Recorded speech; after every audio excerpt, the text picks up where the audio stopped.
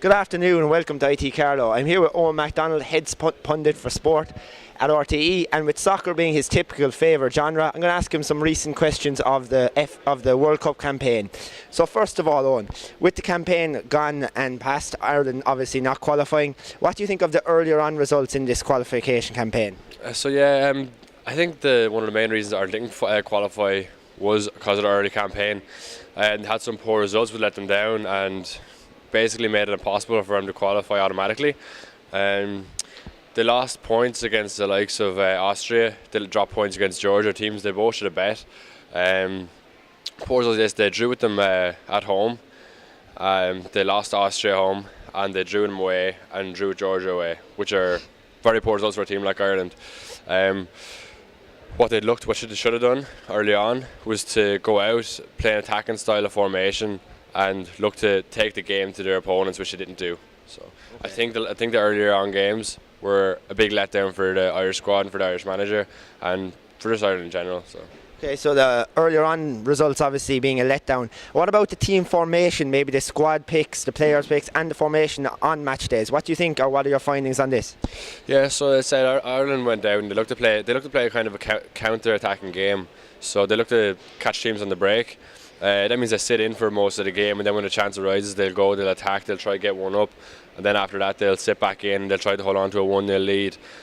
For a team like Ireland, some of the teams they played, like Georgia and Austria, I think they could have took the game to them. So I really think they should have played a more attacking style of formation, and they should have really pushed on and tried to win the game rather than just get a 1-0 win or a 1-1 draw and things like that. So I think if they maybe played 3 up front, a 4 midfielder, 3 in the backs, it would have been stuck with that formation. They do tend to play 3-4-3, but that's only when they attack, and that rarely happens. What they normally play is a 4-5-1, because when they don't have the ball, they sit back into a very defensive formation. So I think if they tried to play a more attacking style and play a more attacking game, then it would have worked better for them. I think some of the manager's selection of players as well was very wrong. He played a lot of older players in the Irish squad, like Glenn Whelan, who are pretty much past their best, and they're relying on players like Wes Hoolahan to win games for them, who's 34, 35 now.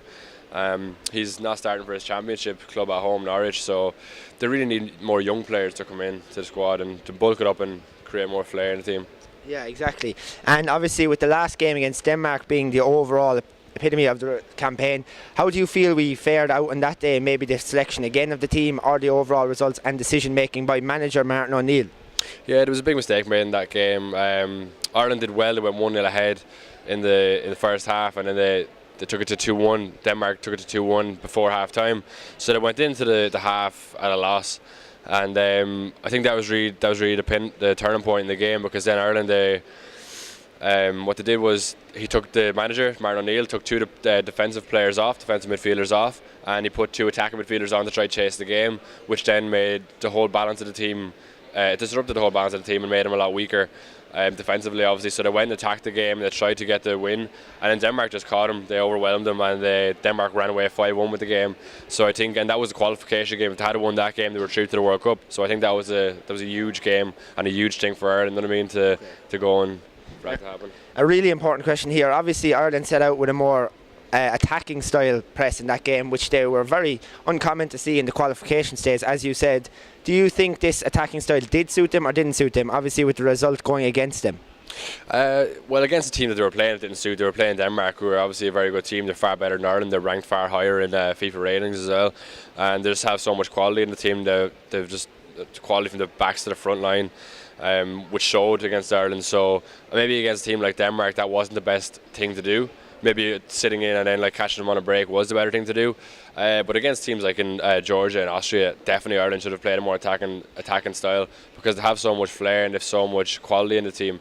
They have, say, the likes of James McLean on the wing, and fast players who can attack and, you know what I mean, cause trouble as well. So maybe against weaker teams they should have done that, but definitely not against Denmark now. Okay, perfect. And last question for you now. As a result of this we've been brought to the question of the development of youth football in Ireland. What do you feel about this? Do you feel up and coming footballers in the academies in Ireland, or do you think the country's football standards is going or decreasing? No, it definitely isn't where it should be. But I think the youth development programs in the country are slightly improving. The likes of St Kevin's boys in Dublin, they've got Barcelona over for training camps under 14s it was, and they're just doing training with them. They're kind of trying to imitate how they play. They played tournaments against them, and if you watch some of the St Kevin's boys games now, the control and stuff and the way the under 14s play is far better than the country has probably seen before. But then at underage level, at amateur level, instead like your local clubs, the standard isn't getting better because there's not enough coaches and there's not enough say people who know what they're doing in the game, and it just makes it really hard for the development to actually speed up and for the process to get better when there isn't the right information being fed to the young players, especially in the style of play. It's very defensive in Ireland for some reason. That's just the way teams play. They're afraid to lose almost, instead of when you look at the likes of, say, the Netherlands and Germany, they look to attack, they look to be creative and, you know what I mean, play good football.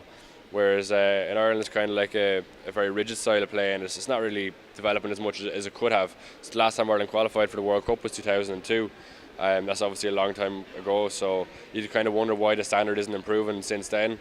And especially when we can get results against the likes of Germany when they get 1-0, you know what I mean, like that. So you know what I mean, the talent is there and stuff. So yeah. So you'd be positive for the future? Yeah, with the likes of Stephen Quinn especially becoming development officer in the FAI, you know what I mean, things like that are big, huge steps for Ireland. So fantastic. Irish football. Okay, we're going to head back to the studio now. Thanks, Owen, for your interview. Positive future for football in Ireland.